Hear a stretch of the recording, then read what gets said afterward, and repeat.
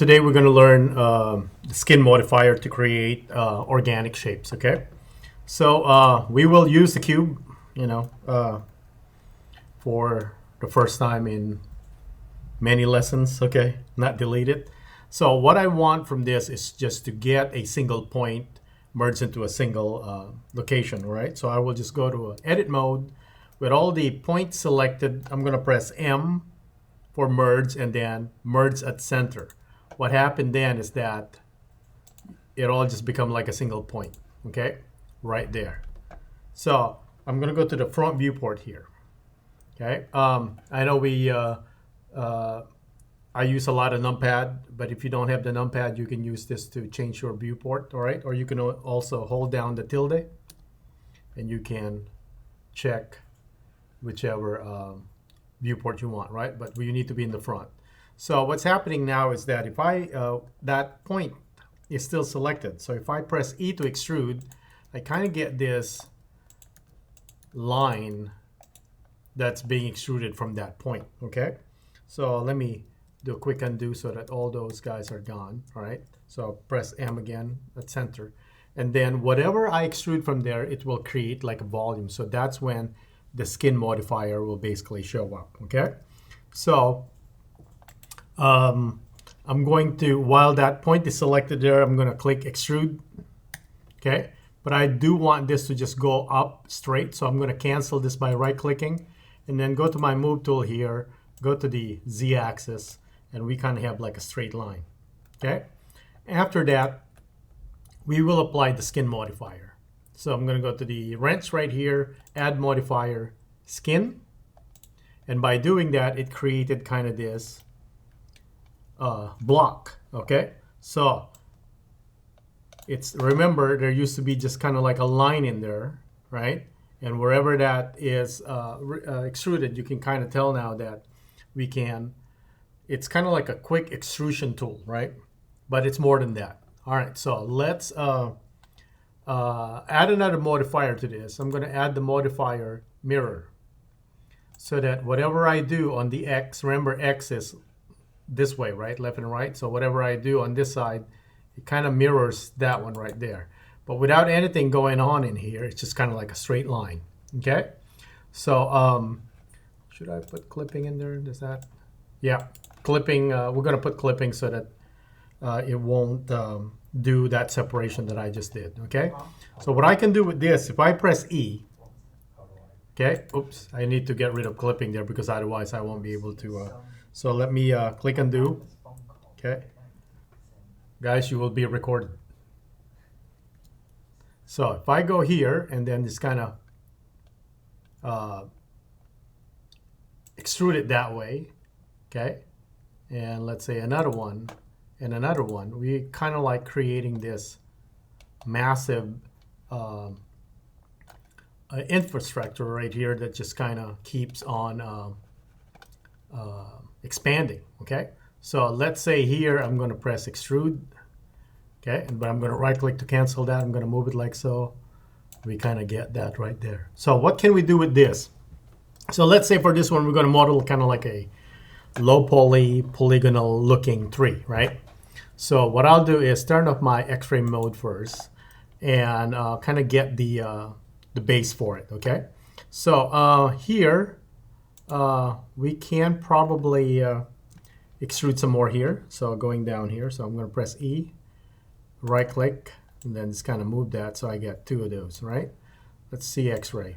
What we can do here is that while you have any point selected, okay, you can change its size by changing the, let me go to item right here. There is a radius right here, X and Y. So if you just do and drag X, it expands along the X, expands along the Y. S doesn't work here, so you can't scale, okay?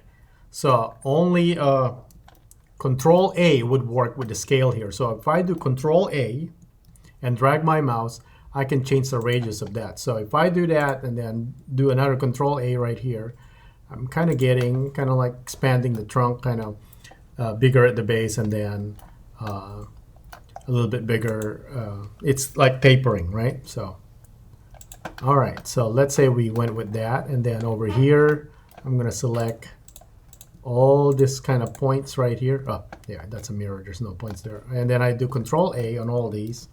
It shrinks all of those. And if I just, let's say I want that smaller, I want that even smaller, I can do that, okay? So here I can just kind of freeform this. Going from the top, I can go select this one and then probably just do E right here. Okay, and then kind of move that up. Control A, E again. As you can see here, you can do a lot of creative stuff on this one. You can just kind of keep expanding it from that point on. And then, so let's say here,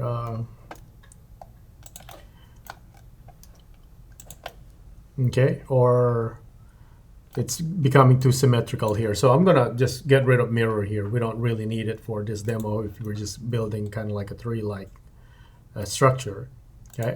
Because otherwise it'll always be mirrored and you're not gonna find any tree like that in existence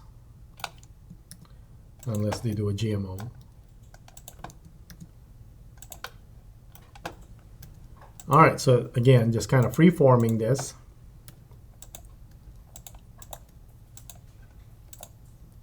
Selecting that point, and I'm just pressing E to kind of extrude, okay? And you can change again the radius by doing Control A, dragging the mouse.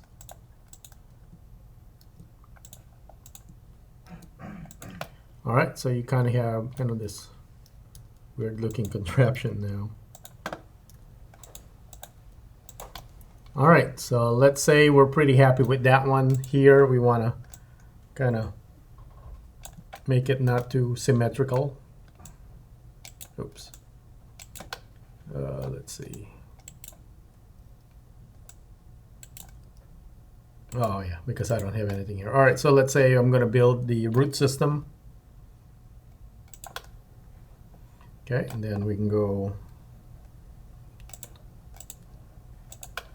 And they're massive, which is fine, because we can always shrink those. Control A. And sometimes it does a little funky stuff like this one right here, so it's just a matter of kind of moving the points, and it will, if it likes the angle, it will correct itself. Okay.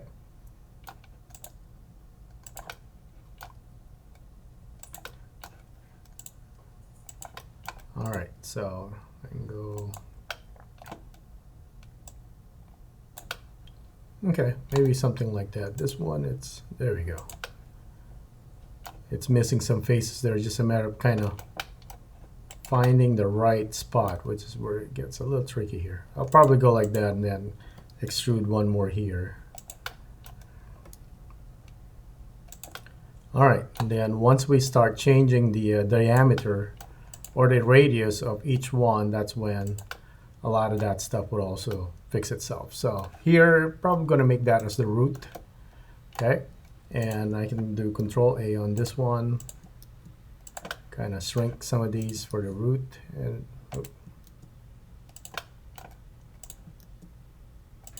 all right, and then from that point on, we can just kind of expand. Let's say, kind of go like that.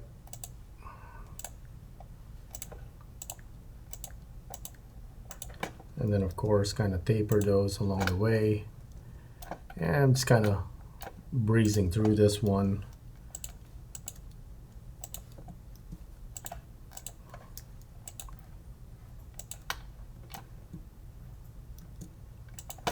Right, probably not that low. All right, so something like that, okay? And how do we kind of get that organic look to this one? I guess this will pass as a, I don't know, Zelda circa N64, right? It would work. Okay, but let's say we want a little bit more geometry to this. We can just simply add another modifier, subdivision surface.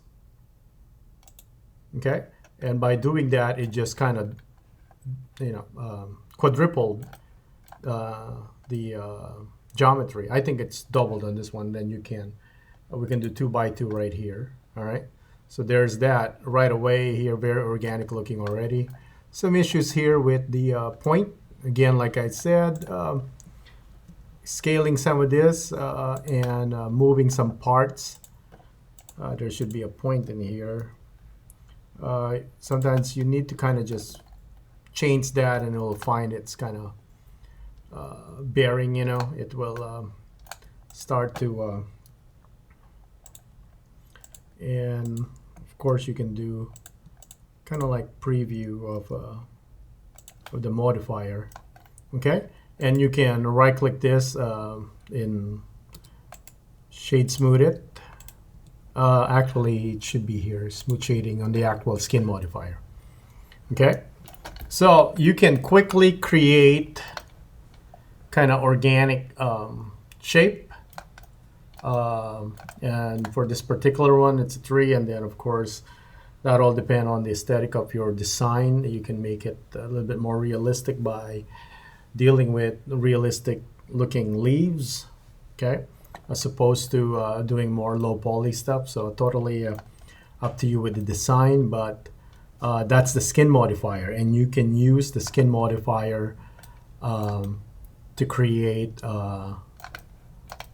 other organic model, okay, which we'll do. So I will just kind of save this real quick.